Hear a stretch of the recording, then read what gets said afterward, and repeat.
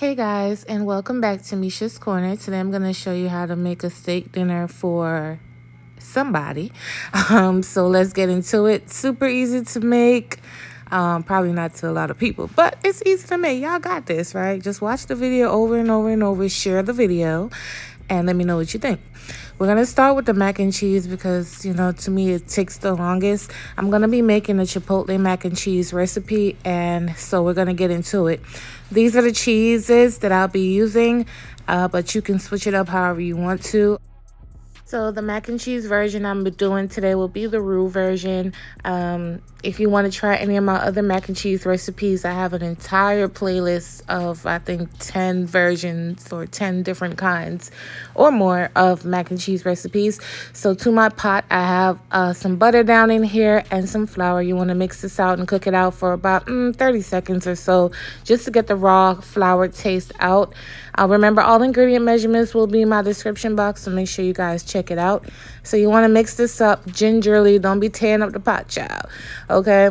So once that's done, you want to go ahead and add your milk. Now, for me, I don't add all of the milk at once. I add half at a time so that I can mix out the flour. Remember, cold milk, warm roux, equals no lumps. So I always use cold milk. Now, if you're somebody that really needs to use hot milk, just make sure you got a whisk, honey. And you better whisk for your life, okay? So as I'm mixing this up, and it's coming up to a boil, I'm going to start adding all the other ingredients, which is sour cream for moisture and flavor. Some people don't like it, but I add it, and for more creaminess as well. Next, I'm gonna add a chipotle pepper that I took some of the seeds out of. You don't need a lot of that because a little goes a long way. Or if you're someone that's unsure, just use the juice out of the can. That works as well. But make sure you get like a good 2 tablespoons of that juice out the can, which is not easy to do. So just be careful. So once I add this in, the smell just goes all throughout the house. So I'm going to season this up with some onion powder, some garlic powder, and some Tony's, I believe. Yes, there we go, child. Some Tony's. And a little bit of salt. And you want to mix this up and let it come to a light simmer.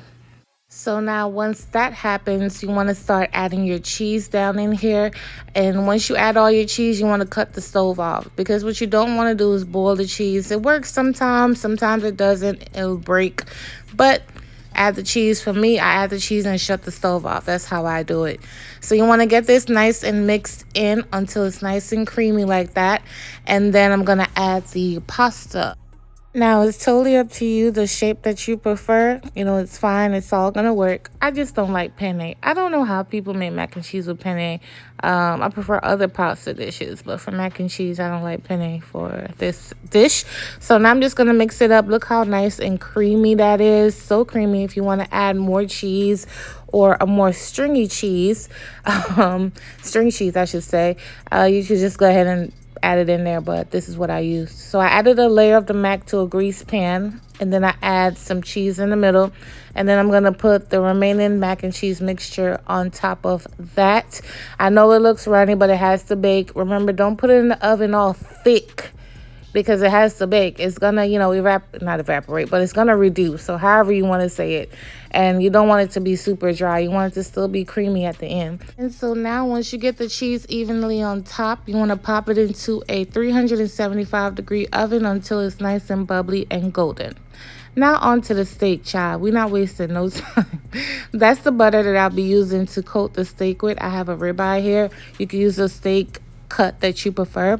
I'm going to be using the Montreal steak seasoning. You guys already know I love this stuff. It's all you need. You don't need nothing else. If you do use something else, make sure it has absolutely no salt in there. So if you want some onion powder, garlic powder, paprika, whatever else, sure. But do not put nothing else on this steak that has salt or sodium. Okay. All right. So then you want to flip over the steak and do the same thing on the other side. This is like the best stuff there. It's so easy. You get one spice and you're good to go. You would think that these people are, giving me promo or something, but child, I just really love McCormick for real. So once I get nice and patted like this and ready to go, we're going to cook it off in a hot skillet.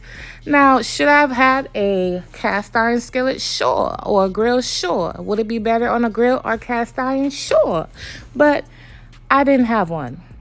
So here we are. All right, so while that's cooking, I'm gonna work on the spinach. So in my pot, I have a couple tablespoons of butter. Y'all, ignore the smoke. I don't know what's going on with my stove. It's a mess.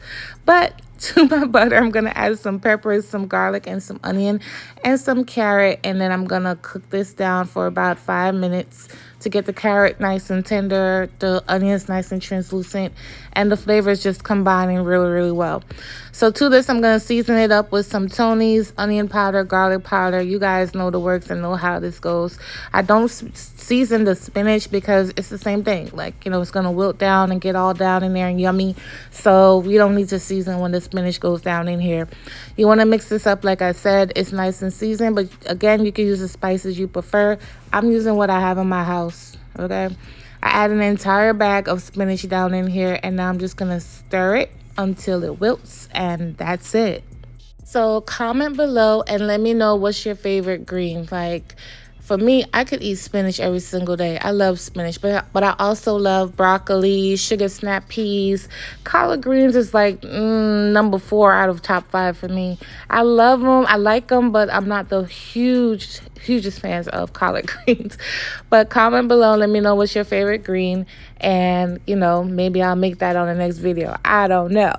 But have you guys tried sugar snap peas? They're really, really good. Raw.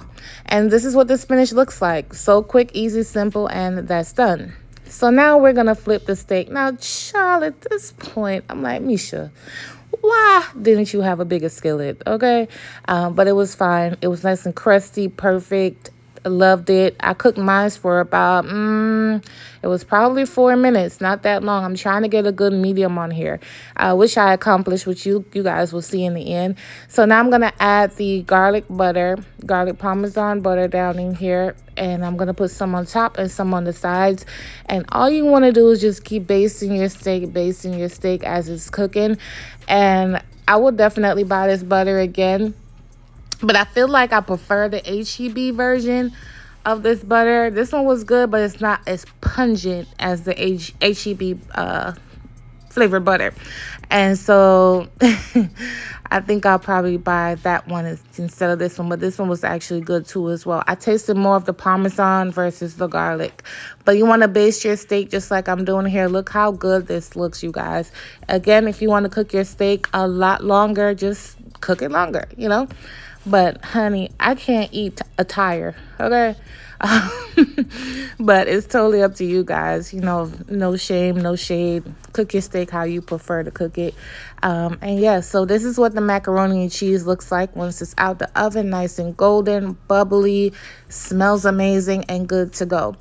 And this is what the steak looks like. You want to get it out so it can rest, which is the most important part of cooking a steak. Let it rest, so all the juices can redistribute. And this is me just putting the butter all over because I'm not wasting it. But yeah, let's plate everything up.